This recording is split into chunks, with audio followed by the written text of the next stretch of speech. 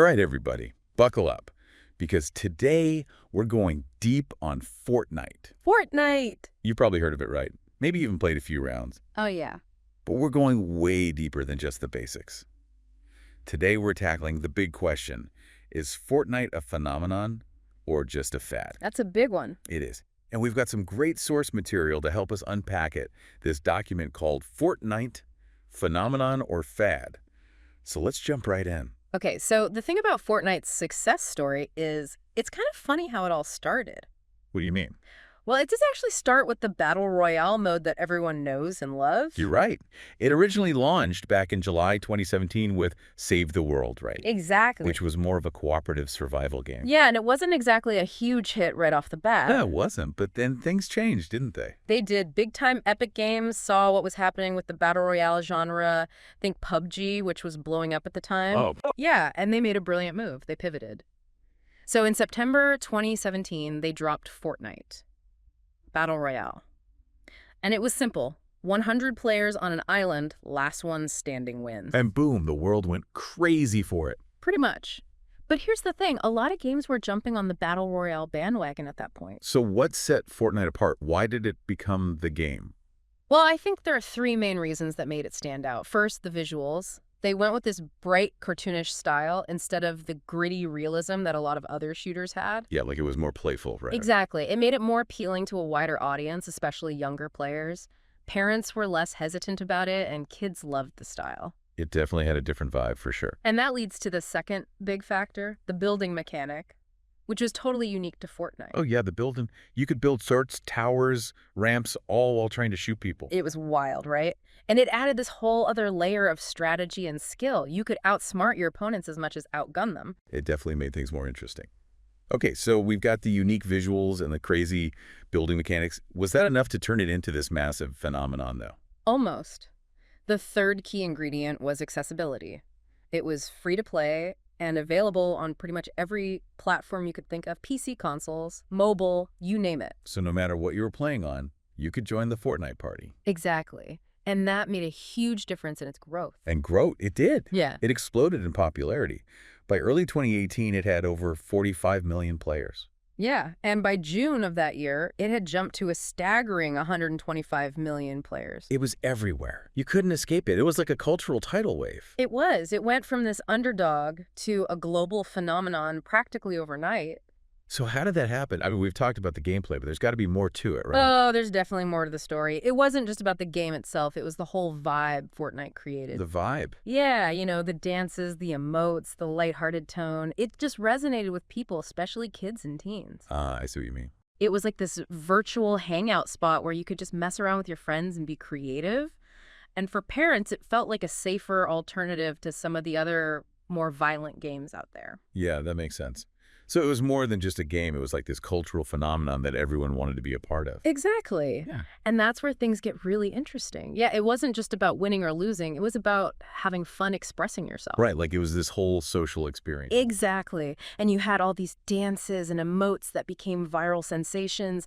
People were doing the Fortnite dances everywhere. Oh, yeah, I remember that. Like it spilled out into the real world. Totally. And then there were the collaborations with musicians and celebrities. Yeah, like the Marshmallow concert. Exactly. Huh. That was huge. Millions of people tuned in to watch it live inside the game. It was mind-blowing. Like a virtual concert, but on a scale we'd never seen before. And then you had Travis Scott's astronomical event. Which was even bigger, right? Way bigger. The visuals were insane, and the music was incredible. It felt like a true cultural moment. It was like Fortnite was becoming this platform for all kinds of experiences, not just gaming.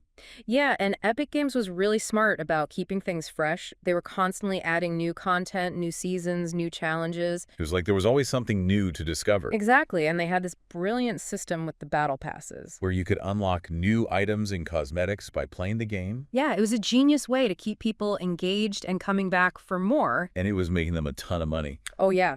In 2018 alone, Fortnite generated over $5.4 billion in revenue. Wow, that's insane. It was a financial juggernaut. But it wasn't just about the money. It was about creating this whole ecosystem, this community. And speaking of community, Fortnite also had a huge impact on the world of esports. Absolutely. The Fortnite World Cup in 2019 was a game changer. The prize pool was massive, right? $30 million. To put that in perspective, that's more than some traditional sporting events. And it really put Fortnite on the map as a serious competitive game. It legitimized esports in a lot of people's eyes.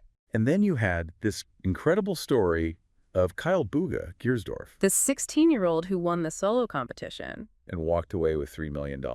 It was a Cinderella story. It showed that anyone could become a Fortnite champion. And it made Buga an instant star. He became the face of Fortnite esports.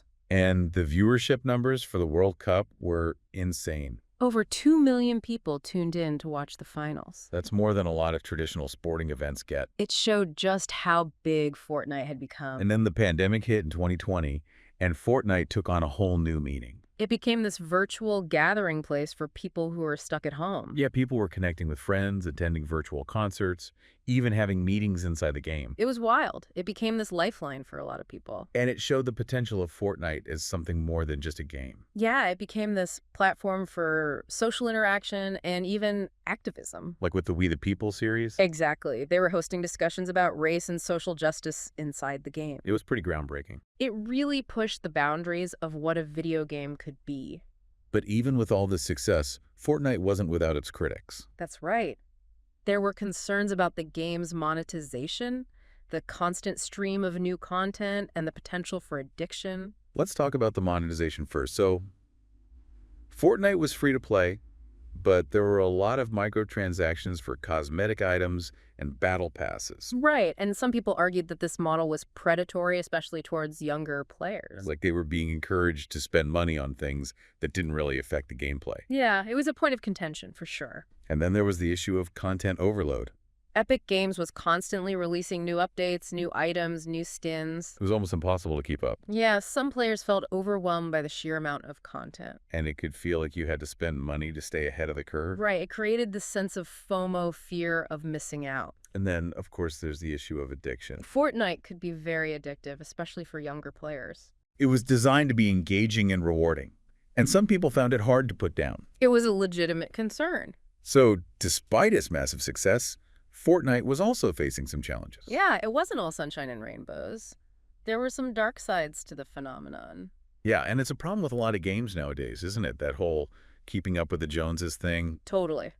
But even with these concerns, Fortnite's impact is undeniable. Oh, absolutely. It's been a game changer in so many ways. So let's circle back to that big question. Is Fortnite a phenomenon or just a fad? Well, our source, Fortnite, phenomenon or fad, lays out some compelling arguments for both sides. On the one hand, you got the massive cultural impact. Right, it's influenced music, fashion, even the way we think about online events. And it's made a boatload of money. Oh, yeah. Billions of dollars. But then there's the other side of the coin. The declining engagement, the feeling of being overwhelmed with content, and the fierce competition from other games. So where do you stand on this? It's tough to say. I think it's a bit of both. How so? Well, it's definitely been a phenomenon in terms of its cultural reach and its financial success. Right, it's changed the gaming landscape forever. But whether it can maintain that level of dominance in the long run is still up for debate. So could go either way. Exactly. It all depends on how Epic Games adapts to the evolving market and keeps things fresh and exciting. They've got to find that balance between appealing to the hardcore gamers and the casual players. Yeah, and they need to keep innovating and pushing the boundaries. Which they've been pretty good at so far. They have. But the competition is getting tougher all the time. And the whole gaming landscape is shifting towards this metaverse concept. Right. It's not just about playing games anymore. It's about creating these immersive online worlds. So where does that leave Fortnite? That's the big question. Can they evolve into something even bigger than just a game? Can they become this metaverse hub that everyone wants to be a part of? It's an ambitious goal, but they've surprised us before. They have. So what do you think, dear listener? Where do you stand on the Fortnite debate? Is it a phenomenon that will leave a lasting legacy, or a fad that will eventually fade away? It's a fascinating discussion, and we'd love to hear your thoughts. So let us know what you think. And that wraps up our deep dive into the world of Fortnite. It's been a wild ride. Full of twists and turns. And it's not over yet. So keep your eyes peeled because the future of Fortnite is still being written. And who knows what surprises they have in store for us. Until next time, keep exploring, keep questioning, and keep diving deep.